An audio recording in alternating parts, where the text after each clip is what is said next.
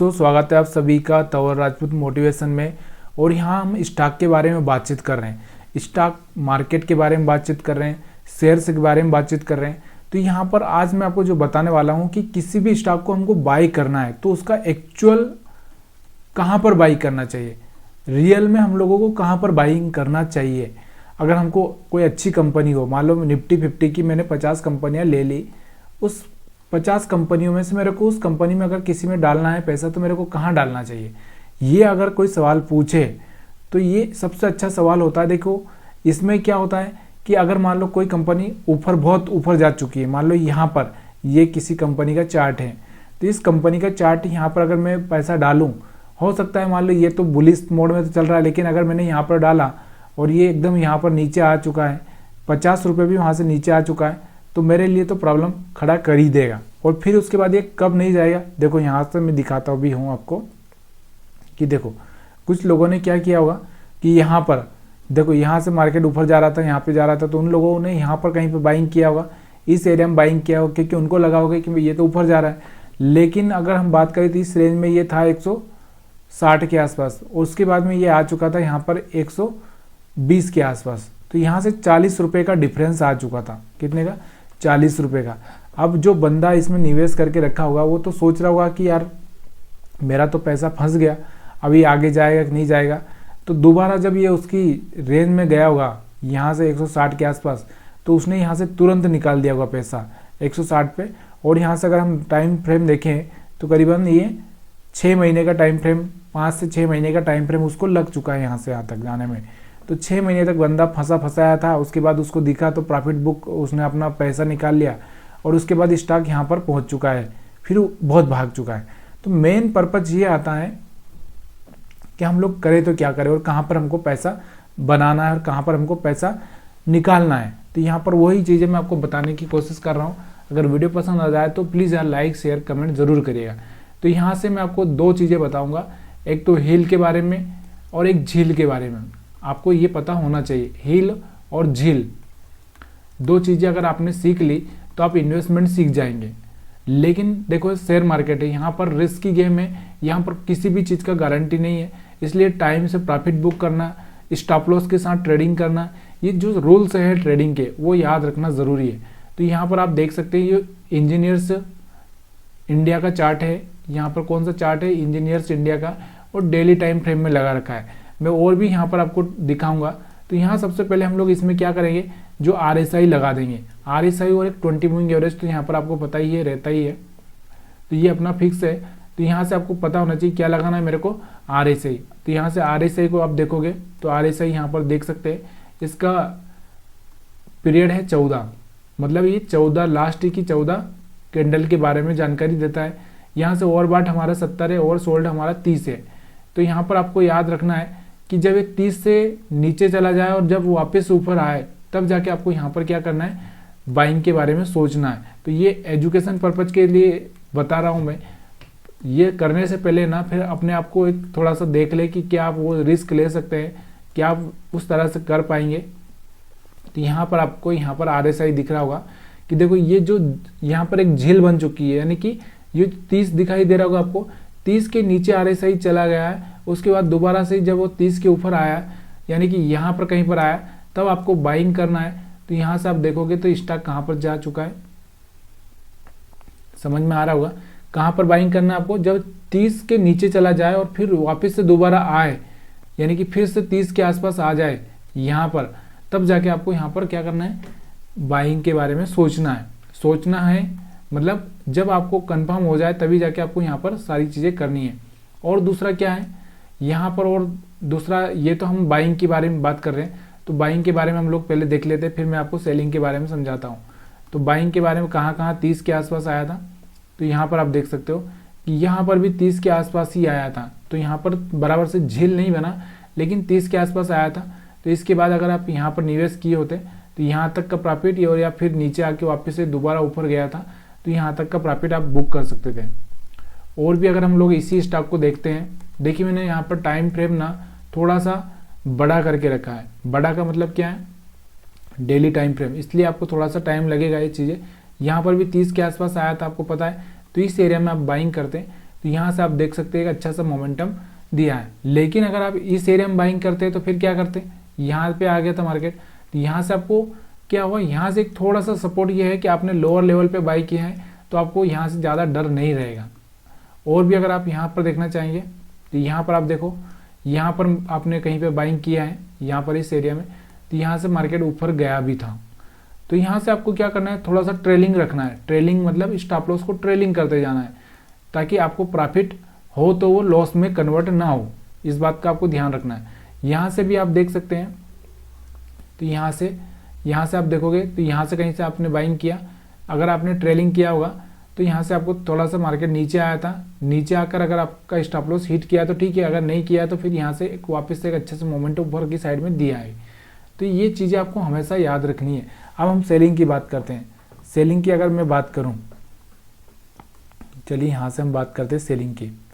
तो यहाँ से देखो, तो यहाँ से आपने बाइंग यहाँ पर किया था और यहाँ पर जब ये हिल बन जाए मतलब यहाँ पर आपको क्या करना है, आपको यहाँ से आपको एग्जिट कर जाना है।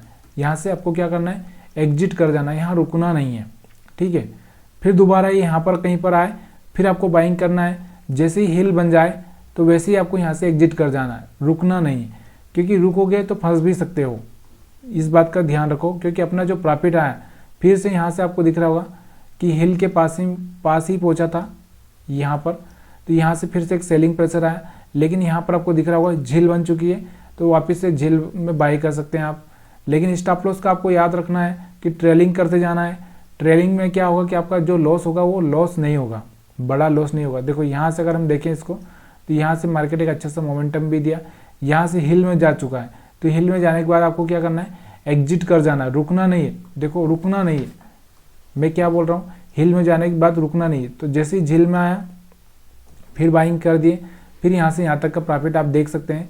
और यहाँ से जैसे ही हिल में जाए, यानी कि यहाँ पर पहुँचे तो यहाँ पर या यहाँ पर, तो फिर आपको क्या करना है, एग्जिट कर जाना है, रुकना नहीं है, क्योंकि यही एक स्ट्रेटजी है जो एक अच्छा सा पैसा बना के आपको दे सकती है। तो यहाँ से आपको समझ में आ चुका होगा। चलिए दूसरा कोई चार्ट देखते हैं। अभी इसी चार्ट पर अगर हम बैठेंगे, या चाहे तो आप इसको, अगर आपका और लंबा व्यू है, यानी कि एक लंबा व्यू मतलब बोले तो जैसे कि आप 2-4 साल के लिए या फिर और भी ज़्यादा टाइम फ्रेम के लिए अगर आप बाइंग का सोच सकते हैं, थोड़ा सा रुक सकते हैं, तो इसको आप वीकली चार्ट देख सकते हैं। तो वीकली चार्ट पे भी अगर आप देखोगे इसको, तो यहाँ से आप देख सकते हो कि यहाँ से यहाँ पर कहीं पर आपको बाइंग था, तो यहाँ पर अगर हम देखें तो यहाँ पर इसका जो प्राइस होगा उस टाइम में क्या चल रहा होगा, जहाँ पर इसको बाइंग की सलाह 50-60 रुपये के आसपास था, ये 50-60 रुपये के आसपास था। 50-60 रुपये से अगर आज देखें हम लोग तो ये 200 से ऊपर चला गया है। तो ये चीज़ें आपको याद रखना चाहिए। तो कोई भी चीज़ है ना, सस्ते में खरीदने की सोचो।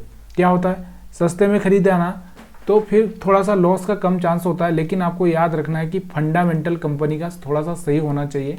इसीलिए मैं आपको बता रहा हूँ, क्योंकि आप किसी गलत कंपनी को खरीद लोगे तो फिर प्रॉब्लम हो जाएगा। तो फंडामेंटल थोड़ा सा सही होना चाहिए और रिस्क मैनेज करके चलना। देखो यहाँ पर भी आप खरीद रहे हो, मान लो यहाँ पर खरीद रहे हो, तो इसके नीचे का थोड़ा ही रिस्क रखो, ज़्यादा रिस्क नहीं होना चाहिए, ठीक है।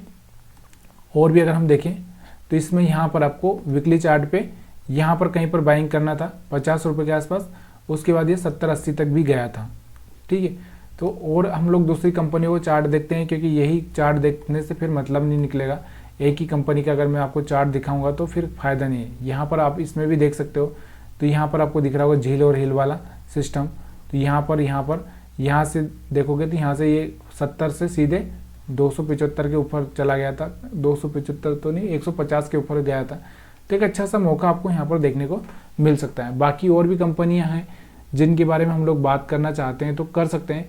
देखिए अब यहाँ पर किसी बैंक का स्टॉक से ले लेते हैं, तो बैंक में ज़्यादातर तो नीचे जाता नहीं है, और फिर भी गया होगा तो हम लोग उसको देखते हैं, क्योंकि बैंक वाले स्टॉक्स ज़्यादातर बुलिश ही रहते हैं, ऊपर ही रहते हैं।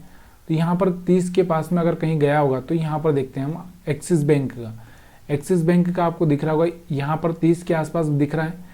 तो यहाँ से RSI 30 के आसपास गया, तो यहाँ पर यहाँ पर कहीं पर आपका निवेश हुआ होगा। उसके बाद में ये स्टॉक धीरे धीरे बढ़ते 1100-1200 गया। तो इसमें ज़्यादा कुछ मोमेंटम आपको दिखेगा नहीं। बैंकों में सबसे बड़ा प्रॉब्लम यही है कि बैंकों के स्टॉक में ज़्यादा मोमेंटम आपको दिखेगा नहीं। यहाँ पर आप देख सकते हो, यहाँ से एक अच्छा सा मोमेंटम आपको देखने को मिला है, और यहाँ से आपको दिख रहा होगा एक छोटा सा मोमेंटम आपको देखने को मिला होगा। यहाँ से एक अच्छा सा मोमेंटम आपको देखने को मिला। तो मेरा कहने का मतलब क्या है, देखो मोमेंटम तो आएगा। अब यहाँ पर आपको एक सबसे बड़ा जो प्रॉब्लम कौन सा आएगा कि चलो मैंने यहाँ से मैंने बोला कि आपने यहाँ से बाइंग कर लिया, ठीक है, कहाँ से बाइंग कर लिया, यहाँ से आपने बोला कि जैसे ये RSI 30 पार करे, यानी कि आप 30 कहाँ पे पार किया होगा इसने, अगर मैं अंदाज़ा लगाऊं तो यहाँ से आप हम देखेंगे 30 इस कैंडल के आसपास आपने बाइंग की, यहाँ पर आपने बाइंग की है। कहाँ पर, यहाँ पर आपने इस एरिया में बाइंग किया है। तो आपका जो स्टॉप लॉस होगा पहले यहाँ पर होगा, फिर स्टॉक यहाँ पर चला गया तो आपका स्टॉप लॉस यहाँ पे आ जाएगा, यहाँ पर कहीं पे। तो यहाँ से आपको जैसे ही नीचे आएगा तो यहाँ से आपका स्टॉप लॉस हिट हो जाएगा, मतलब आप लॉस में तो नहीं होंगे, कम से कम लॉस में नहीं होंगे। फिर से दोबारा इसने यहाँ पर आपको एक एंट्री का मौका दिया था, कहाँ पर, यहाँ पर। तो यहाँ से अगर आपने बाइंग किया यानी कि यहाँ पर, यानी कि इस एरिया में, तो यहाँ पे आपका स्टॉप लॉस होगा। यहाँ से कहीं से आप बाइंग करोगे, यहाँ से बाइंग करके आपका जो स्टॉप लॉस होगा, तो जैसे ही मार्केट ऊपर जाएगा यहाँ पर तो आपका स्टॉप लॉस यहाँ आ जाएगा, फिर ऊपर गया तो यहाँ आ जाएगा, फिर ऊपर गया तो यहाँ आ जाएगा, फिर थोड़ा सा नीचे आएगा तो इसका याद रखो, थोड़ा सा ये स्विंग नीचे आएगा तो इस थोड़ा सा वहाँ पे आपको मैचिंग करना है, क्योंकि जैसे 8-10 कैंडल बन जाती है, 8-10 कैंडल अगर मान लो यहाँ से आपने बाइंग किया तो 1 2 3 4 5 6 7 8-10 कैंडल बन जाती है, उसके बाद इस तरह से नीचे आता है और फिर ऊपर जाता है। इस बात का आपको ध्यान रखना है। तो यहाँ पर आपको दिख रहा होगा कि यहाँ से एक अच्छा सा मोमेंटम ऊपर की साइड में दिखा आपको। देखो यहाँ से थोड़ा सा नीचे आया, फिर ऊपर गया, फिर नीचे आया, फिर ऊपर गया, तो ये एक प्राइस एक्शन होता है। तो यहाँ से आपको बैंकिंग में समझ में आ चुका होगा। और भी अगर हम इसको वीकली चार्ट पे भी अगर हम इसको देखना चाहें तो वीकली चार्ट पे भी आप एक अच्छा सा मोमेंटम इसमें ढूंढ सकते हैं। तो वीकली चार्ट पे आपको थोड़ा और ज़्यादा बेटर तरीके से समझ में आ जाएगा। तो वीकली चार्ट पे आपको दिख रहा होगा पहली बार में जो ये एरिया था अपना, यहाँ पर बाइंग का मौका था। तो यहाँ पर बाइंग का मतलब यहाँ पर बाइंग का मौका था। यहाँ से आप देख सकते हो यहाँ तक का मोमेंटम। फिर दूसरी बार यहाँ पर आपको बाइंग का मौका आया था, तो यहाँ से मोमेंटम आप यहाँ तक का देख सकते हो। तो ये आपको मोमेंटम देखने को मिल रहा है। प्रॉफिट कहाँ बुक करना है, इस एरिया में, मतलब जब ये यहाँ पर हिल बन जाए, तो इसको हम झील बोल रहे हैं और इसको हम क्या बोल रहे हैं, हिल। तो हिल बन जाए, जब हिल बन जाए तो आपको यहाँ से प्रॉफिट बुक कर लेना है, या फिर कोई ऐसा कैंडल सिग्नल देख लेना है, जैसे कि कोई मान लो टॉप पर पहुँच चुका है। टॉप पर देखो यहाँ पर क्या हो गया था, यहाँ पर 2 बार टॉप पर पहुँच चुका था ये यहाँ पर इस एरिया में। तो यहाँ से एक रिजेक्शन कैंडल होता है, तो वहाँ पर आप बाइंग की बजाय यहाँ से एग्जिट कर दो। फिर देखो यहाँ पर भी यही हुआ था, तो यहाँ से एग्जिट कर दो। तो ये इसमें सहारा है अपने को। और भी अगर हम लोग देखना चाहें दूसरे स्टॉक्स के बारे में मैं आपको और भी बताऊं, तो दूसरे स्टॉक्स से मैं विप्रो लेता हूं, ठीक है। तो विप्रो के बारे में हम लोग बात करते हैं। तो पहले मैं इसको क्या करता हूं, वीकली चार्ट पे दिखा देता हूं आपको। तो वीकली चार्ट पे आप देखोगे तो ये करीबन 200 रुपये के आसपास था यहाँ पर। ये तो 2020 की बात है, लेकिन अपने को तो बात इन्वेस्टमेंट की है ना, 20 की हो कि 26 की हो या 2006 की हो। तो यहाँ से आपको किसी का भी देखना है, तो यहाँ से आपको दिख रहा होगा। तो यहाँ से अगर बाइंग करते हैं तो आप यहाँ तक भी रुक सकते थे। अगर आप यहाँ तक भी आप प्रॉफिट निकाल देते यहाँ से, तो यहाँ तक भी आप प्रॉफिट ले सकते थे अच्छा सा। तो यहाँ से आपको दिख रहा होगा यहाँ से निकल जाना है।